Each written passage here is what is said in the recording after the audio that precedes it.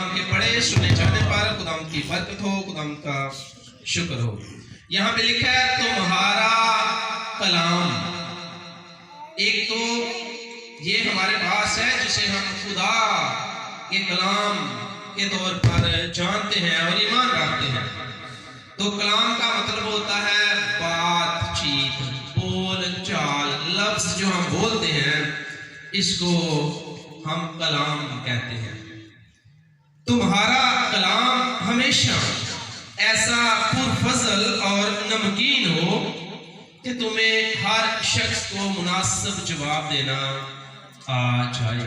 تمہارا کلام، یہ جو کلیسیا ہے، کلوسیوں کی کلیسیا، اس کو مقدس پولس جب خط لکھتا ہے یعنی پیغام بھیجتا ہے، آپ کو پتا ہے کہ پرانے زمانے میں جب کسی کو کوئی پیغام بھیجنا ہوتا تھا جو ہم سے دور رہتا تھا، یعنی اگر ہم نے لاہور میں کسی کو کوئی میسج بھیجنا ہے تو اس وقت جو ذریعہ تھا وہ خط و کتابت کا ذریعہ تھا۔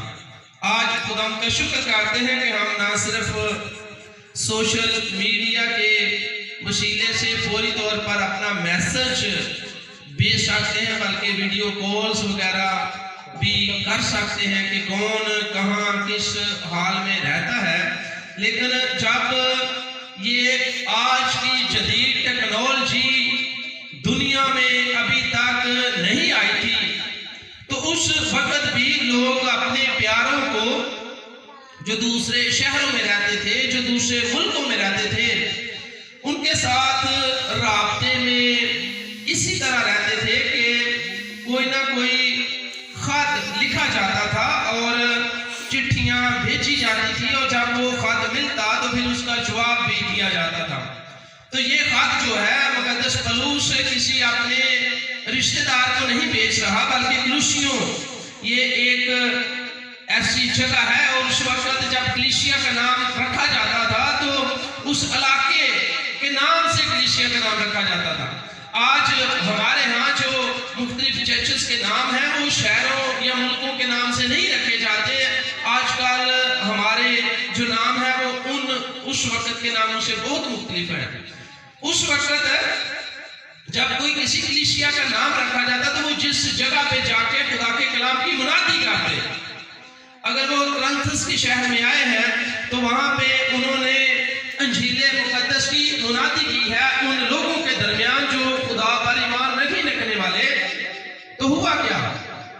وہ ایمان لے آئے، انہوں نے یسوع مسیح کو قبول کر لیا، اور پھر انہوں نے کہا کہ پہلے تو ہم ایک ایک شخص کے پاس جا کر ان کو خدا کا کلام سناتے ہیں، لیکن اب کوئی ایسی جگہ جو مناسب جگہ ہو وہاں پہ ہم سب جمع ہوا کریں گے اور مل کر خداوند کی عبادت و پرستش کریں گے جس پر ہم ایمان لائے ہیں۔ تو یہ اس طرح سے کلیسیا جو تھی وہ قائم کی جاتی تھی، یعنی انہوں نے کرنتھس میں جا کر کلام کی منادی کی، وہاں پہ بہت سے لوگ خدا کے کلام پر ایمان لائے اور ان کو پھر انہوں نے ایک جگہ جمع کر دیا تاکہ وہ مل کر خدا کی حمد و ستائش اور عبادت کر سکے۔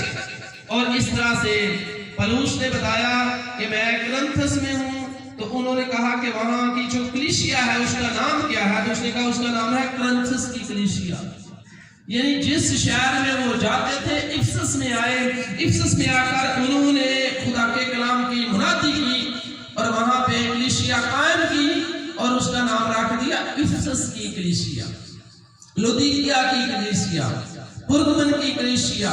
تو یہ اس وقت اس طرح سے یعنی جو علاقہ ہوتا تھا، جو شہر ہوتا تھا، جو جگہ ہوتی تھی، تو جو کلیسیا ہوتی تھی اسی کے نام سے منسوب کر دی جاتی تھی تاکہ پتہ رہے کہ یہ جو کلیسیا ہے یہ کس جگہ پہ واقع ہے۔ اس وقت ایسے نام نہیں رکھتے تھے کہ پینتیکوست کلیسیا ہے، ایف جی اے کلیسیا ہے یا فلانا چرچ، یہ ایسے نہیں۔ اس سے کیا ہوتا ہے، اس سے ہم اپنا جو ایمان ہوتا ہے وہ دوسروں سے مختلف کر لیتے ہیں۔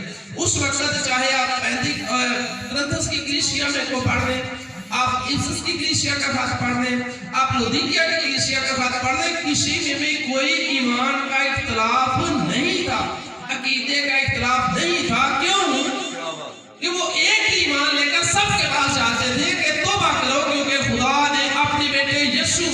وسیلے سے تمام انسان گناہگار جو دنیا جہاں میں پائے جاتے ہیں ان کے لیے نجات کا دروازہ کھول دیا۔ ایک ہی ایمان تھا، ایک ہی عقیدہ تھا، اور تمام کلیسیوں میں ایک ہی تعلیمات دی جاتی تھی۔ اس لیے اس وقت لوگ جب بھی کسی کلیسیا کے بارے میں جاننا چاہتے تھے تو ہوتا کیا تھا کہ کرنتھس کی کلیسیا ہے، افسس کی کلیسیا ہے، تسلونیکیوں کی کلیسیا ہے، فلپیوں کی کلیسیا ہے، کولوسیوں کی کلیسیا ہے، گلیتیوں کی کلیسیا ہے، رومیوں کی۔ روم میں انہوں نے کلیسیا قائم کی تو اس کا نام کیا رکھا؟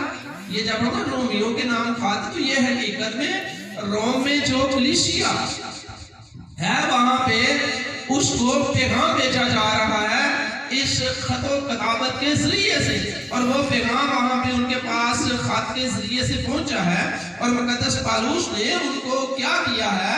ان کو بتایا ہے کہ آپ جب تم نے یسوع مسیح کو اپنا شخصی نجات دہندہ قبول کر لیا ہے، اب تم دنیا میں سے چھوٹ کر الگ ہو گئے ہو، تم نے اپنے آپ میں مسیح کی پہچان کو قائم کیا ہے، تو اب میں تمہیں بتاتا ہوں خدا کا خادم ہوتے ہوئے کہ آپ کو کس طرح ایمان میں چلنا ہے تاکہ دوسروں کے لیے تمہاری زندگی سے ایک اچھی گواہی ظاہر ہو اور سارا جلال خدا کے نام کو ملے۔ پوری ساری کلیسیوں کے بارے میں پڑھ کے دیکھیں کہ دیکھیں کوئی رولا نہیں سی آتا، ایک ایمان، ایک عقیدہ، ایک تعلیم، اور سب اس کو ہی مانتے تھے۔ اب یہاں پہ جو کولوسیوں کی کلیسیا ہے، اور کلیسیا کا مطلب پتہ کیا ہے؟ کلیسیا خدا کا کلام کس کو کہتا ہے؟ جو یسوع مسیح پر ایمان لا چکے ہیں، جنہوں نے یسوع مسیح کو اپنا شخصی نجات دہندہ قبول کر لیا ہے، جو یسوع مسیح کے کلام کے مطابق اب زندگی گزارنے کا عہد کر چکے ہیں، یعنی مسیح میں جو نئے مخلوق بن چکے ہیں، اس کو کہا جاتا تھا کلیسیا۔ اور کلیسیا کا مطلب ہے چنے ہوئے لوگ، کلیسیا کا مطلب ہے الگ کیے ہوئے لوگ، کلیسیا کا مطلب ہے دنیا میں سے نکلے ہوئے اور مسیح میں شامل ہوئے لوگ، اس کا مطلب ہے کلیسیا۔ اب یہ یہاں پہ کولوسیوں کی کلیسیا ہے، اور مقدس پالوس ان کو لکھ رہا ہے ان کی ایمان کی بڑھوتری کے لیے۔ بھئی یسوع مسیح پہ ہم ایمان لے آئے ہیں، ہم نے اس کو شخصی نجات دہندہ قبول کر لیا ہے، لیکن اب اس میں بڑھنا کیسے ہے؟ ترقی کیسے کرنی ہے؟ آگے کیسے بڑھنا ہے؟ یعنی ہم نے اگر آج یسوع مسیح کو قبول کیا ہے تو جتنا کو ہمارے پاس ایمان ہے اتنا نہیں رہنا چاہیے۔ خدا کے کلام میں لکھا ہے ایمان سننے سے پیدا ہوتا ہے۔ سننے سے کیا ہوتا ہے جی؟ ایمان۔ جو چیز پیدا ہوتی ہے اس چیز کی افزائش ضروری ہے۔ جو چیز پیدا ہوتی ہے اس کی افزائش کا مطلب بڑھنا، ترقی کرنا، آگے بڑھنا۔ یعنی جو چیز پیدا ہوتی ہے، جب ہم کوئی بیج بوتے ہیں تو وہ پہلے کومپل سے نکلتی ہے، اب وہ وقت کے ساتھ ساتھ جب اس کی دیکھ بھال کی جاتی ہے، اس کو پانی دیا جاتا ہے، تو وہ جو کومپل ہے وہ بڑھتی ہے۔ اگر وہ درخت ہے تو پھر وہ ایک بڑا تناور درخت بن جاتا ہے۔ تو پیدا کیسے ہوا تھا؟ ایک چھوٹے سے بیج سے۔ یعنی جو چیز پیدا ہوتی ہے اس کو بڑھنا ضروری ہے۔ اگر وہ چیز پیدا ہو کر بڑھتی نہیں، جیسے کوئی بچہ ہمارا پیدا ہوتا ہے تو وقت کے ساتھ ساتھ جو بھی اس کی ضروریات زندگی کی چیزیں ہیں جو والدین ہیں وہ اسے پرووائڈ کرتے ہیں، تو بچہ روز بروز پرورش پاتا ہے، بڑھتا ہے۔ تو اگر خدا نخواستہ ایسا کوئی بچہ ہو جو وقت کے ساتھ بڑھ نہیں رہا، تو جو ماں باپ ہوتے ہیں وہ فکر مند ہو جاتے ہیں، وہ کہتے ہیں پیدا تو ہمارا بچہ ہوا ہے لیکن ڈاکٹر سے کہتے ہیں یہ بڑھ نہیں، یعنی اپنی عمر کے مطابق یہ نشوما نہیں پا رہا، یہ قد و قامت میں ترقی نہیں کر رہا۔ تو خدا کے کلام میں لکھا ہے ایمان سننے سے پیدا ہوتا ہے۔ جب وہاں کی جو کلیسیا قائم ہوئی ہے ان لوگوں کے درمیان جب خدا کے کلام کو لے جایا گیا تو انہوں نے سنا، خدا کے کلام کو سننے کے بعد ان میں ایمان پیدا ہوا، ان کے دل پر خدا کے کلام کی چوٹ لگی۔ اب ضرور ہے کہ وہ جو ایمان پیدا ہوا ہے وہ پرورش پائے، وہ ایمان بڑھے، ان کی زندگیوں کے وسیلے سے ظاہر ہو، تاکہ لوگ جب ان کو دیکھیں تو لوگ جانیں کہ یہ خدا کے لوگ ہیں، یہ کلیسیا کے لوگ ہیں۔ اب انہیں یہ خط لکھا گیا ہے۔ اب خط میں کیا کہا گیا ہے؟ تمہارا کلام۔ ایسے سمجھے کہ مقدس پالوس ہمارے درمیان آیا ہے، اس نے یہاں پہ خدا کے کلام کی منادی کی ہے، ہم نے اس کے وسیلے سے خدا کے کلام کو سنا ہے، اب ہم ایمان لے آئے ہیں، لیکن پلوس ایک مصروف ترین شخص ہے، وہ کسی بھی جگہ بہت زیادہ دیر رہ نہیں سکتا، کیونکہ خدا نے اسے مختلف جگہوں پہ بھیجنا ہے تاکہ اور جگہوں پہ بھی جا کے خدا کے کلام کو سنائے اور وہاں پہ بھی لوگ توبہ کریں، نجات پائے، کلیسیا قائم کی جائے۔ اب مقدس پلوس آیا ہے، منادی کی ہے، اب وہ واپس چلا گیا۔ جب بھی ہمارا کوئی بہن بھائی اس دور میں اپنے شہر سے، اپنے لوگوں سے دور جاتا تھا تو اس کی جو خبر صورت ہے وہ کیسے رکھی جاتی تھی؟ خط و کتابت کے ذریعے سے کہ بھائی، اور سارے بزرگ کہتے ہوتے تھی جی چٹھی ہے نا، چٹھی اتنا ادھی ملاقات ہو جاتی، کئی بار چٹھی دو دن نا ہفتے بعد پہنچتی ہوتی، کہتے چٹھی دے نال جیاں دا حال احوال جڑا ہے وہ دا پتہ چل جاتا ہے، یعنی چٹھی خط جو ہے اس سے اپنے بہن بھائیوں سے، اپنے رشتہ داروں سے، اپنے عزیز و کرام سے آدھی ملاقات ہو جاتی ہے جب یہ خط کسی کا آتا ہے اور اس کو پڑھا جاتا ہے۔ تو اس وقت یہ ایک ذریعہ تھا دوسرے لوگوں کو اپنے بارے میں حال احوال پوچھنے میں، بتانے میں، یہی ایک ذریعہ سب تھا خط۔ تو یہ اس لیے لکھا ہوا ہے، رومیوں کے نام خط، کلوسیوں کے نام خط، افسس کے نام خط، تو یہ ان کو ایک لیٹر بنا کے، یعنی خط لکھ کر بھیجے جاتے تھے تاکہ وہ ایک بھی پڑھے۔ اب ان کو پیغام لکھا جا رہا ہے، مقدس پولس کلوسیوں کی کلیسیا کو پیغام لکھ رہا ہے، تو وہ کن کو لکھ رہا ہے؟ جو لوگ یسوع مسیح پر ایمان لا چکے ہیں، جنہوں نے یسوع مسیح کو اپنا شخصی نجات دہندہ قبول کر لیا ہے، جنہوں نے خدا میں اب اپنے آپ کو مسیح کے وسیلے سے قائم کر لیا ہے کہ ہم نے اس ایمان میں چلنا ہے۔ اب ان کے ایمان کی بڑھوتری کے لیے مقدس پولس کیا کر رہا ہے؟ وہ خط لکھ رہا ہے۔ تو کیا اس نے لکھا ہے؟ اس نے لکھا ہے کہ تمہارا کلام، کیا جی؟ تمہارا بول چال، تمہاری بات چیت کیسی ہونی چاہیے؟ تمہارا کلام ایسا پر فضل، لیکن اس تو پہلے لکھا ہے ایک لفظ، کدی کہتے تھے کلام اس طرح دا، اچھا پر فضل مطلب ہوتا ہے یہاں پہ جو مطلب ہے نا پر فضل ہونے کا، کہ تمہارا کلام جو جب بات کرو تو اس بات میں محبت ہو، شائستگی ہو، میل ملاپ کی روح ہو، جو یہاں پہ لفظ پر فضل، اس کا مطلب یہ ہے۔ تو خدا کا بندہ لکھتا ہے کلوسیوں کی کلیسیا کے نام، آج یہ ہم سے خدا اس کلام کے وسیلے سے مخاطب ہے کہ تمہارا کلام، اے ایماندارو، مسیح پر ایمان رکھنے والے لوگوں، تمہارا کلام ایسا کیا ہو جی؟ نہیں، اس میں ایک لفظ ہے، کدی کیا لکھا پڑھے گا؟ تمہارا کلام ہمیشہ، تمہارا کلام یہ نہیں لکھا کدی اینجدہ پر فضل ہوئے، میرا ملاپ والا ہوئے، نہیں لکھا ہے تمہارا کلام۔ اب جب تم مسیح میں آ چکے ہو، تم جو خدا پر ایمان لا چکے ہو، تم نے جو خدا کی محبت کو قبول کر لیا ہے، اب تم جو مسیح میں نئے مخلوق بن چکے ہو، تمہارا کلام ہمیشہ، کدی نہیں، تمہارا کلام ہمیشہ ایسا پر فضل ہو، بلکہ اتنے لفظ ہے کہ نمکین ہو۔ نمک کی اہمیت سے ہم سب واقف ہیں۔ اگر کوئی گھر میں بہت اچھی ہم ڈش بناتے ہیں، اس میں جتنے مسالے ہیں سب ڈال دیتے ہیں، لیکن ایک یہ جو وائٹ سی چیز جسے ہم نمک کے نام سے، سالٹ کے نام سے جانتے ہیں، صرف نمک نہ ہوتے بچ پاؤ، تڑکا بھی چنگا لا دو، پیاز، گھیو، مرچاں، مسالے سارے، صرف ایک واحد نمک آپ اس میں نہ ڈالیں تو پھر پرونے آگے رکھیں۔ آپ کی جتنی بھی محنت ہے، جتنا بھی اس کے اوپر خرچہ ہوا ہے، وہ سب کا سب زیرو ہو جائے گا محض ایک نمک نہ ڈالنے کی وجہ سے۔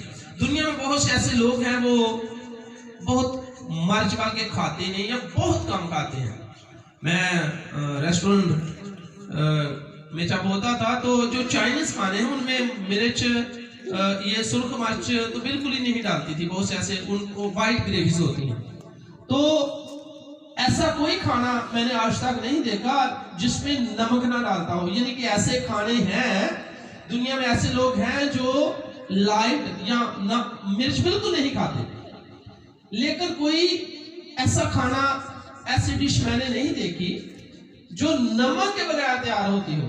مرچوں کے بغیر تیار ہو جاتی ہیں. لوگ مرچوں کے بغیر کھانا کھاتے ہیں. چائنیز لوگ ہیں یا دوسری بہت سی ایسی قوم ہے وہ مرچ نہیں کھاتے، لیکن وہ ان کے ہر کھانے میں نمک لازمی، جو ڈشز ہوتی ہیں کھانے والی. تو ہم جو مرچی اور نمک دونوں کو، ہماری ڈشیں تو چونکہ نمک کے بغیر، مرچ کے بغیر بھی ممکن نہیں ہے، لیکن سب کچھ ہم ڈال دیں لیکن اس میں صرف نمک نہ ڈالیں تو ہماری ساری محنت، ہمارا سارا اس کے اوپر کیا گیا خرچہ زیرو ہو جائے گا. یہاں پہ لکھا ہے تمہارا کلام ہمیشہ ایسا کیسا ہونا چاہیے جی؟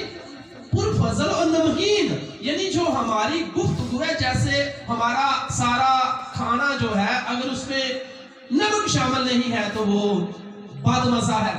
اسی طرح خدا کا بندہ لکھتا ہے کہ ہماری جو گفتگو ہے اس میں اس طرح کی کوئی مثالیں، یہ پرفضل، اس میں محبت کی بات نہیں ہے، میل ملاپ کی بات نہیں ہے، اخلاق کی بات نہیں ہے، تو پھر وہ سارا کا سارے باقی سارے مسالے تو سب کچھ تو ہم میں ہو، لیکن محض ہماری گفتگو میں نمکینی نہ ہو، مزہ نہ ہو، سننے والوں کو برکت نہ ملے، تو پھر وہ کہتا ہے کہ ایسا کلام ایک ایماندار کا نہیں ہونا چاہیے.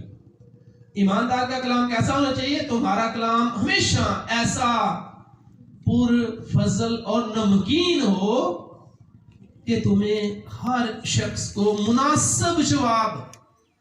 کیسے جواب دینا؟ ہم نے غیر مناسب جواب نہیں دینا. خدا کے کلام میں ایمانداروں کے بارے میں لکھا گیا کہ جب انہوں نے دوسروں سے بات کرنی تو غیر مناسب بات نہیں کرنی. لکھا ہے مناسب نہیں کہ خدا کا بندہ جھگڑا کرے. یہ کیا ہے؟ یہ مناسب بات ہے کہ وہ جھگڑا نہ کرے. اگر وہ جھگڑا کرے تو یہ غیر مناسب بات ہے. اس لیے ہمارا کلام ہمیشہ ایسا پرفضل اور نمکین ہونا چاہیے کہ ہمیں ہر شخص کو مناسب جواب دینا ہے. جو ہماری مخالفت کرنے والے لوگ ہیں، جو ہمیں پسند نہیں کرتے، ان کے ساتھ بھی ہمارا جو رویہ جات ہے وہ ایسا ہی ہو کہ ہمیں انہیں مناسب جواب دینا آ جائے، اور مناسب نہیں کہ خدا کا بندہ جھگڑا کرے. اور خدا کے کلام میں لکھا ہے کہ جھگڑے سے الگ رہنے میں آدمی کی عزت ہے. یہ جو جھگڑے ہیں، یہ جو لڑائیاں ہیں، ان کا جو تعلق ہے وہ ہمارے کلام یعنی بات چیز سے ہے. اس کا جو تعلق ہے وہ ہمارے بول چال سے ہے. اور اگر ہمارا بول چال خدا کے کلام کے مطابق ہو، مناسب ہو، تو پھر کبھی بھی ایسی نوبت نہیں پہنچ سکتی. پڑھیں دوبارہ بیٹے، غور سے سنیں. تمہارا کلام، ایمانداروں سے خدا کا بندہ یعنی خدا مخاطب ہے کہ تمہارا کلام ایسا پرفضل، لیکن ہمیشہ، کبھی کبھی نہیں، ہمیشہ ہی ایسا ہونا چاہیے کہ تمہیں ہر شخص کو مناسب جواب دینا آ جائے. پڑھے بیٹے. تمہارا کلام ہمیشہ ایسا پرفضل اور نمکین ہو کہ تمہیں ہر شخص کو مناسب جواب دینا آ جائے. خدا اس کلام کے وسیلے سے ہمیں برکت دے. آمین.